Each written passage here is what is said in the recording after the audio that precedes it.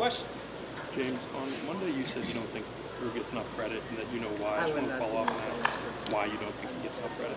Yeah, obviously if I wanted to get into those details at that time or this time, I would have spoke on it. I appreciate the question, understand the question, but yeah, not interested in getting into that right now. James, Davian Collins getting some time. I know part of that probably because Elliott wasn't available last week, but he's a guy we heard so much about during the offseason, especially from you in the preseason. Why exactly? I mean, can you talk through his journey? Because we didn't see a lot of him consistently defensively, but he's flashed a little bit of late. Yeah, he's a kid that transferred into the program. When he got here, he was like, even after being in college, he was like 165 pounds.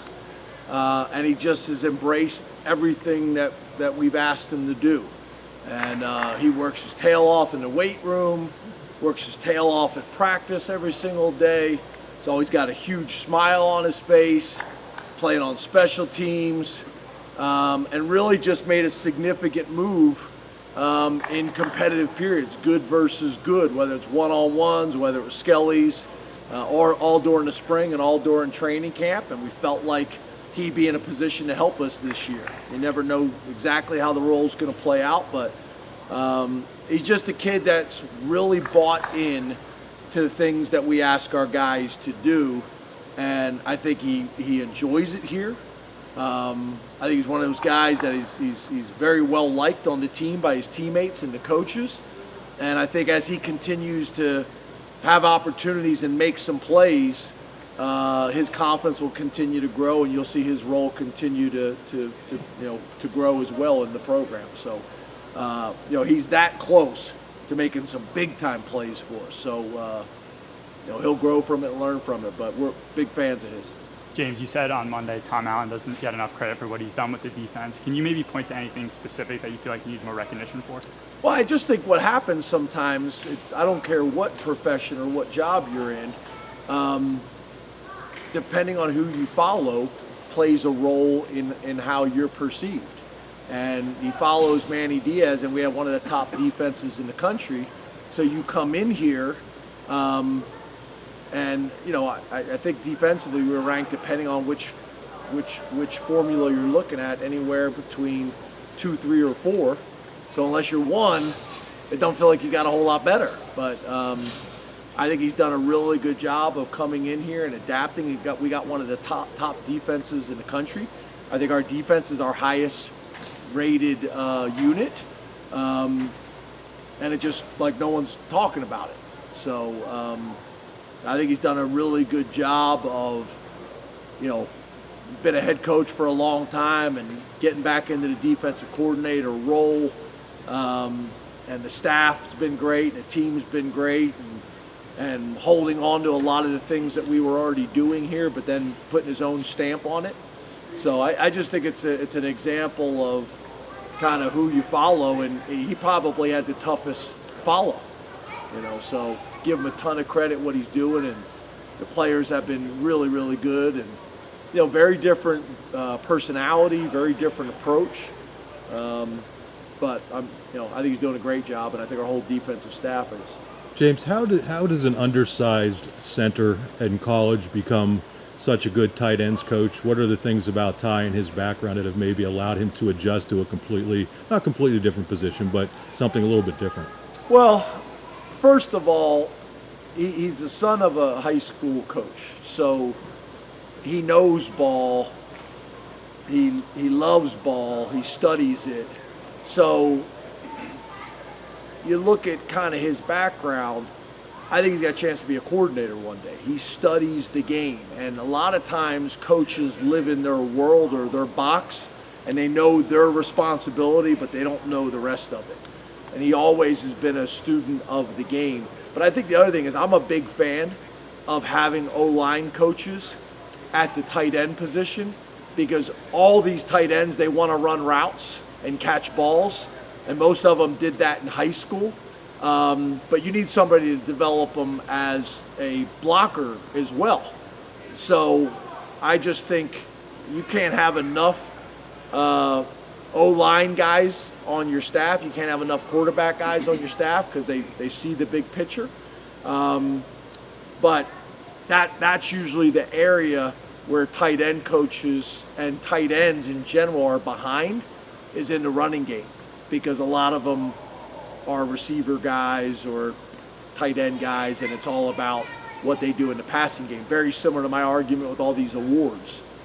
You know, it's just based on catches. You know, and if it's the receiver award, then I get it. But if not, it should be about being a complete tight end, and I think blocking is part of the job description. James, speaking of awards, we found out today that Abdul's one of 4 finalists for the Lambeau Award. You've talked a lot about him, not just this season, but throughout his time at Penn State. But specifically to that award, what makes you feel that he'd be worthy of being honored as the top defensive lineman in college football? Yeah, he's very, very disruptive, and he's got plays that flash. You know, whether you're a football kind of lifer and a football, somebody that really studies the game, like all you guys, he's got plays that really flash. But even if you're not, he's got plays that you're like, wow, those are impressive plays. I think it took him a little time to get comfortable at defensive line and specifically defensive end, but he's a disruptive player. When you talk about tackles for loss, and you talk about sacks, and you talk about pressures, and you talk about offensive coordinators spending all week on how they're going to manipulate their protections to deal with him, he's an impactful player. The good thing is that he's on these lists for these awards. The bad thing is none of these awards have adapted to the new college football, and all these awards are still during the season when all of us are playing. And they want you to come to the awards, but we got practice. So some of the awards have gone virtual, or they've moved the actual award banquet to after the season. But I think a lot of these awards need to look at it, and with the college football model changing, they're going to have to change and adapt with it as well. James, going along with the model change to the sport, obviously I know you guys are focused on Minnesota, but how do you try and navigate, a month ahead where it's portal, it's the early signing period, obviously, I know you've said before about the bigger staff size, how that helps, behind the scenes, how do you guys maybe try and handle some of those things? Yeah, that was going to be my answer. That's where having a bigger staff is helpful. I think there's a lot of arguments about people seeing the size of the staffs. I don't know how you do it today without that. But then not only that, it's not just the size thing. They gotta be really, really qualified people. And we're fortunate here. We got a group of people that have been with us for a long time, and they're working on those things. That's what they're doing 16 to 18 hours a day. So, even signing day is going to be different. We're going to have signing day, and typically it's the whole staff. It's going to be me and the recruiting staff, and the rest of the coaches are going to be, doing the game planning and doing all those types of things. So we do take some time every single week where myself and those guys will organize it, and then we'll include the coaches in the part of the conversation that they need to be a part of, but have it already organized and ready to go, so we're being as efficient as possible. And then typically we try to do it late in the week, like on a Thursday and a Friday when most of the game planning and everything is done. We try to do it then as well, but it takes a lot of organization and vision and communication to make sure everybody's on the same page, and that I'm hearing and Andy Frank's hearing and Kenny's hearing from our staff to make sure that we're formulating the best plan based on all the information that we have. James, now that you're through a bulk of the conference schedule, how would you evaluate, the strength of this new Big Ten? Yeah, I think, it's interesting because there's this battle going on right now out, in terms of the narrative of college football, of who should be in, right? We talked about this before. It was 4.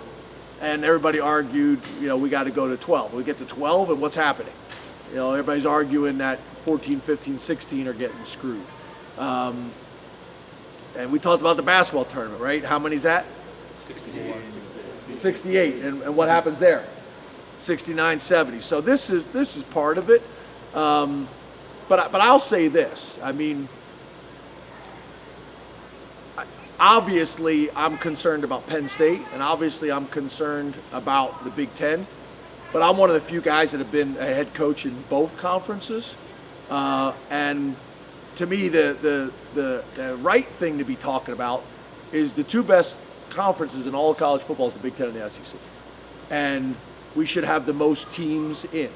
I don't think there's any question to that. I think where it becomes problematic is when you have rules for certain teams and certain conferences to get in, and maybe people don't feel like they're actually in the top 12. So I get it. We're fortunate. We're part of the two conferences that I think everybody would agree are the two strongest conferences. I don't think we need to take shots in the Big Ten at the SEC because that's been proven over time, and I don't think the SEC should be taking shots at the Big Ten. We're in a really, really good position, both conferences. I don't think there's any argument there. And the reality is, whether people's feelings are hurt or not, these two conferences need to have, the biggest number and the biggest presence in the playoffs because we've earned it throughout the season. Coach, looking at Minnesota and their ability to make plays on defense and their turnover margin, how important is it for offensive efficiency, especially in this game, with similar to what Drew did against Purdue? How important is that? Yeah, very, very important. The stats that we talk about week in and week out is the turnover ratio and the explosive play ratio, and those two things are going to be critical on Saturday. And with a team that's doing a really good job of turnover ratio, I think they're plus 12. That's going to be a major factor in the game. And we've done a good job of protecting the football, and we're going to have to continue to do that. And an area that I think we can get better, that I think we talked about like a week or two ago, is that that we're creating some of those turnovers as well. So, I give PJ a ton of credit. He kind of grew up, professionally, like I did, where before you can learn to win, you got to learn how not to lose games. And there's certain things that will get you beat, and that's turning the ball over, and that's giving up explosive plays, and that is not playing with great effort. And when you watch PJ's teams play, they typically check those three boxes. And then after that, then it's about, doing all the things you need to do to be aggressive to take the next step. And I think PJ comes from a similar school, and that's what I see on tape. Thanks, Coach. Thanks, guys. Thank you.